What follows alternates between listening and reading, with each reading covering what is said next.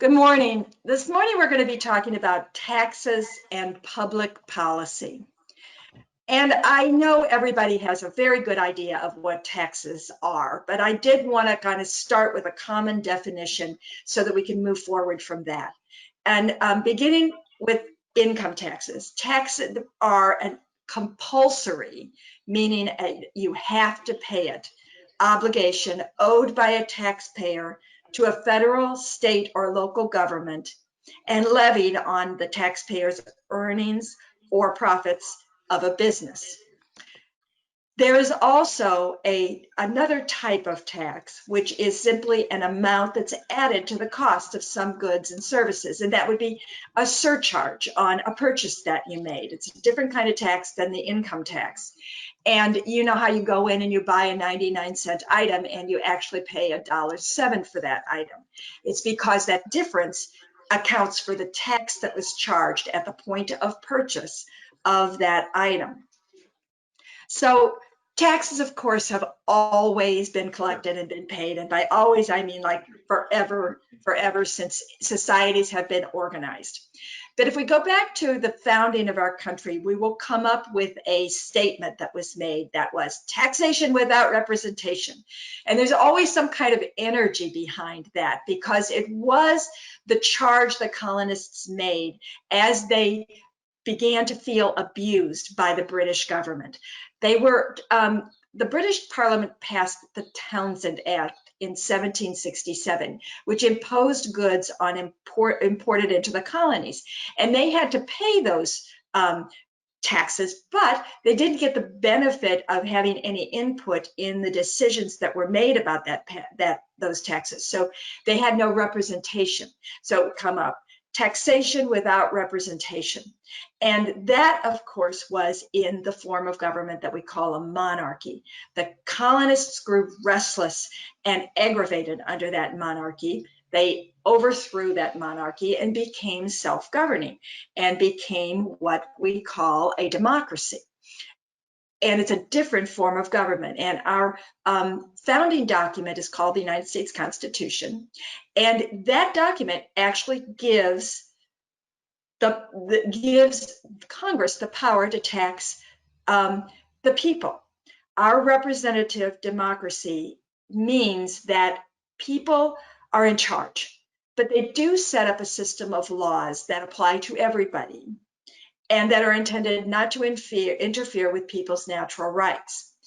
But we gave Congress, and I'll read this, the power to lay and collect taxes, duties, imposts, and excises, to pay the debts and provide for the common defense and general welfare of the United States, but all duties, imposts, and excises shall be uniform throughout the states. So that was in the original document. And I want to draw your attention to two items in that language. The first of those, of course, is that Congress shall have that power. So again, the people gave some of their power to Congress for their own benefit, because that's also in the article. It is to pay the debts and provide for the common defense, meaning we're going to protect ourselves by raising an army or a militia so that we can protect ourselves in case we're invaded. And that is also to be used for the general welfare. So again, it's supposed to be collected, but then to go back for the benefit of the people who the tax was collected from. Now that was at that founding. Later on, in 1913, through an amendment to the Constitution, the people again gave Congress the power to lay and collect taxes on incomes from whatever source derived, without apportionment among the several states and without regard to any census or enumeration. So once again, the people, through the rigorous amendment process, amended the Constitution and gave Congress permission to come into their annual earnings and collect a portion of that, again, for the welfare of the people. So it's to come back to them for their own good. So bringing it to the local level, and remember, I want to remind you, which you probably know, we have three levels of government: federal, state, and local. And taxes are collected at all those levels. And we'll get into that a little bit later. But right now, looking at Cuyahoga County, I want to look at who pays taxes. And it depends, but I mean, practically everybody pays taxes depending on what their status is, what day of the week it is, what they're doing that day. Because wage earners who go to work 5-6 days a week are going to be paying taxes as they earn their wages. Purchasers are going to be paying taxes every time, again, we go to the store, we buy that 99-cent item, we give them extra money in the form of taxes on that purchase. Users is another sort of the same, but it's users of certain things pay an excise tax. Investors, people who invest in stocks, will pay a tax whenever they sell those stocks, and that'll be paid on the profits they made. Property owners pay taxes on their property, and there's an assessment process to assess the amount owed. Cigarette smokers pay taxes because in Cuyahoga County, we have what we call affectionately a sin tax. And that means that we've levied a tax on things like cigarettes and alcohol, and it's a special tax. It's also could be considered an excise tax. So how are these taxes actually collected? Well, the different taxes are collected in different ways. Income, of course, is an annual income tax return that everybody fills out once a year, and it means that we're settling up because again, our paychecks also collect some taxes, but then at the end of the year, we also settle up and we may pay or we may get an income tax refund. But once a year, we pay our taxes to state and federal. We have, and I was talking about that payroll tax. When we get paid, we have some taxes that are collected out of that.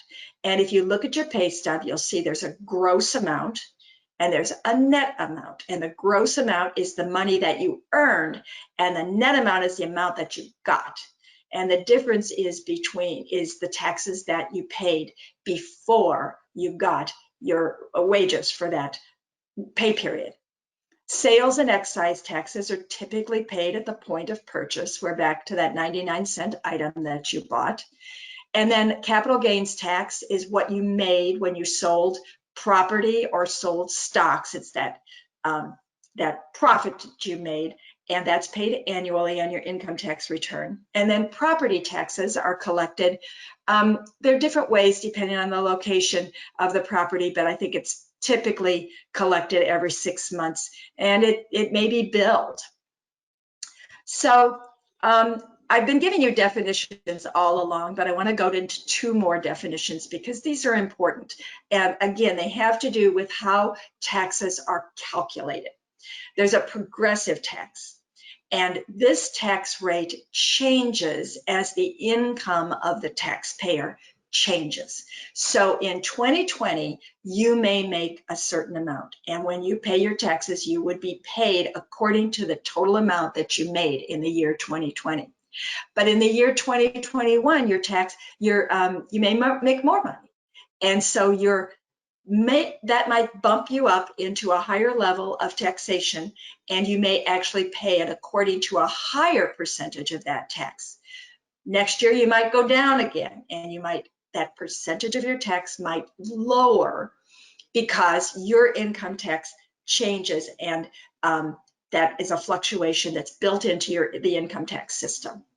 A flat tax is more typical of your sales taxes, and it doesn't matter whether you earned a lot of money last year or you didn't earn much money last year. If you and that high earner and me as that low earner come into the store, we're going to still pay that same amount on that candy bar that we bought for 99 cents. It doesn't matter. It doesn't matter. It's a flat tax. So how are businesses taxed? So we've been talking right now how individuals are taxed. Do businesses pay taxes? And they do. Income taxes are paid, again, on business profits, not on all the income into the business, but the businesses get to deduct what they spent as a cost of doing business, and then the profit is what's taxed. Payroll taxes, is an amount that is shared. The employer and the employee both pay into Social Security, Medicare, probably some other ones that are shared between employer and employee. So businesses pay those too. Excise taxes, businesses are subject to those excise taxes. It's point of purchase, or it may be an additional fee on licenses or something that they buy. And then sales taxes, exactly the same way as an individual pays, so does a business. So again, we have a bunch of other taxes. Guess what? A whole list. We have a state income tax that was passed in 1971. No matter what the municipality you live in, it's likely that you pay a local tax. It may be an income tax. It may be called a RTA tax as a regional tax. But these are all taxes that you would pay to the municipality where you live. On many of our ballots, when the elections come around, we will find a school levy, library levy, human services levy. Tri-C will have a levy, parks levies. These are all on the ballot, and this is important because they're on the ballot because these kinds of levies had a date that they began to be collected, and a date when they're no longer going to be collected. So it is a permission that the voters give to the authorities, the government, to take money from their paychecks or from whatever source, property tax, however it's levied, so that they can fund human services, schools, and all of these good things that government provides.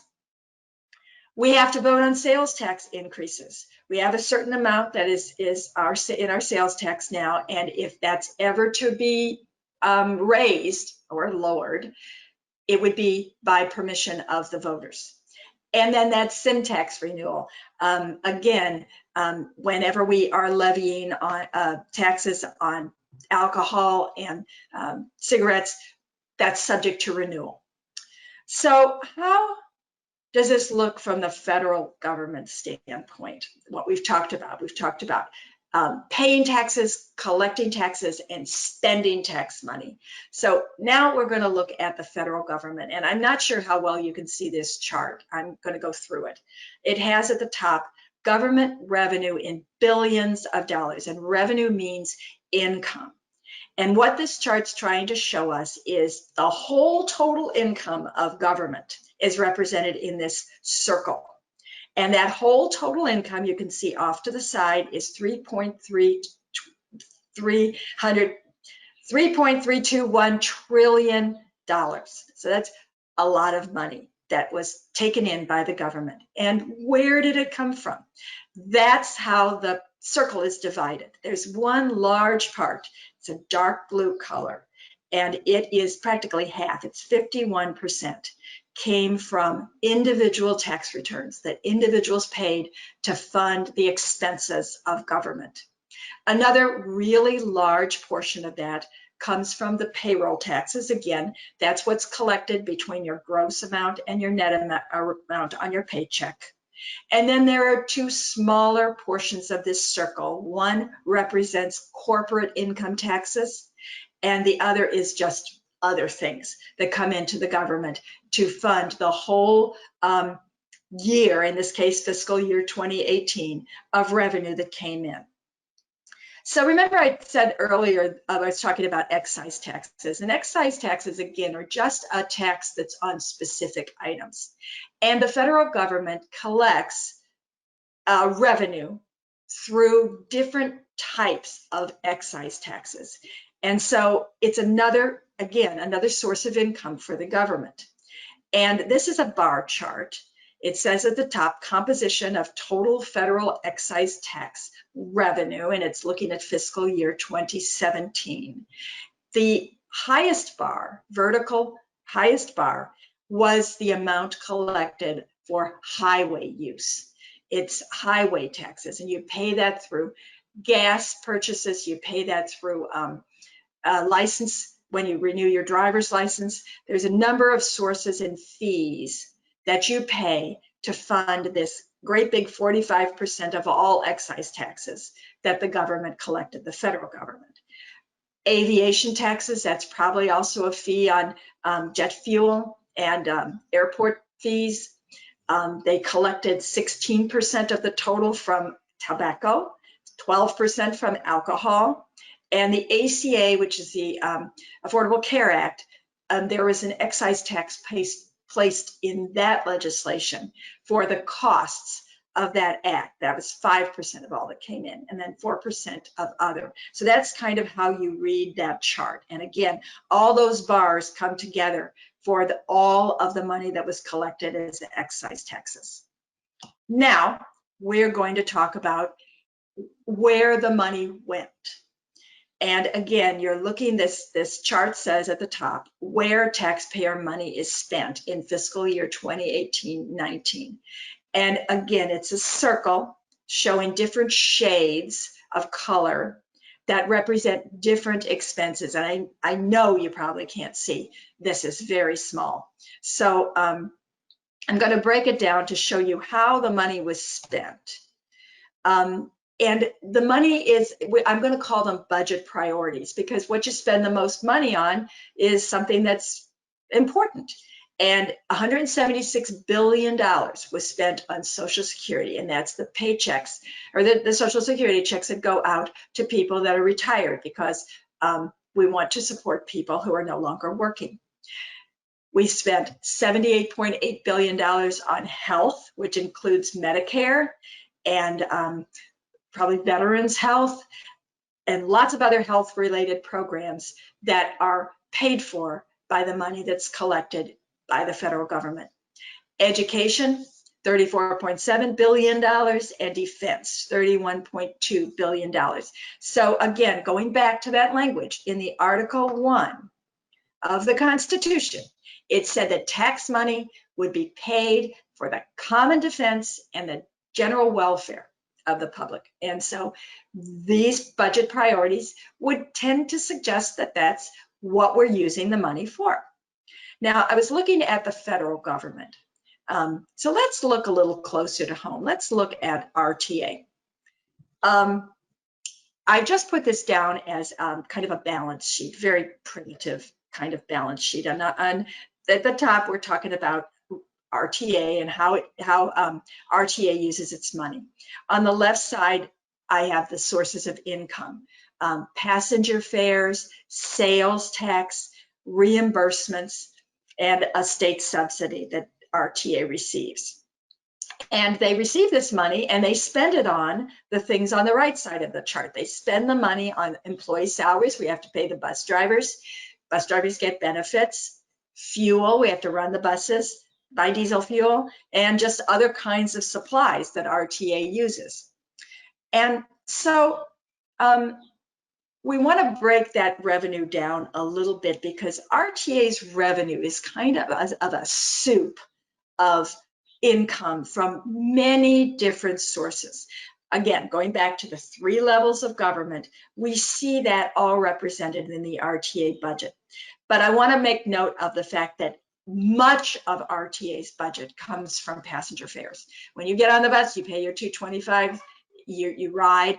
That goes into a big bucket for RTA's expenses, and that is a large part of their income. But in addition to that, remember the sales tax that we talked about. We're still going back to our 99-cent purchase, and we paid an extra amount on taxes. Part of that collection of taxes goes to RTA to run the RTA. RTA also receives federal reimbursements. We've decided that as a country that we want to support people with disabilities. And so people with disabilities have to get to place because they have business to conduct. And RTA does provide those services. And so RTA has paratransit and other kinds of services that RTA provides, but are reimbursed by the federal government in order to provide these services. And then the RTA does receive a minimal contribution from the state of Ohio Highway Trust Fund. So like I said, it's kind of a soup of different kinds of revenue that comes into RTA so that we can run our bus system.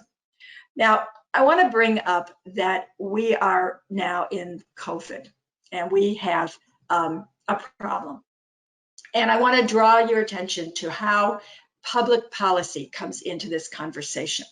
Because as I've said earlier, the amounts that we spend from our tax money is a statement about what's important. Public policy is represented by our system of laws and our practices on a particular topic. So theoretically, if you have a large amount of money being spent for Social Security, then that's important.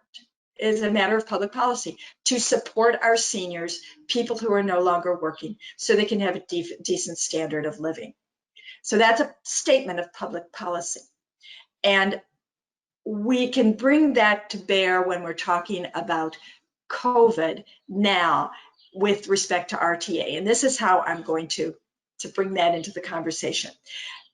RTA was running its budgets. People were taking RTA as a matter of their routine. It was taking them where they needed to go, picking them up and bringing them back when they were finished with their work or their appointment or what they did. Then came COVID, and people were afraid to ride the bus. So that great big part of RTA's budget that was provided by passenger fares went away. People just they were still riding the bus, but not everybody. And so RTA had a great shortfall with respect to how is it going to continue to run the buses for the people who need it, bear the expense of cleaning the buses more efficiently and deeply than they've ever had to do before, and still meet their schedules, pay their drivers, all the rest of it. That is a conversation that we call a conversation about public policy, about what's important. And we're not finished with this conversation, but you will hear about it these days because people are trying to figure this out. And it kind of right now looks like this. And it's part of, again, all of our discussions now that we try to figure out what we're going to do. I want to go back and look at another similar discussion that we had in the moment of crisis that predates COVID. And this was the passage of the American Recovery and Reinvestment Act. In 2007, 2008, we had a financial meltdown. A lot of people were affected in their housing and in their work. And there had to be something had to be done at the federal level in order to stimulate the economy. And so this American Recovery and Reinvestment Act was passed, and it was intended to restore consumer confidence.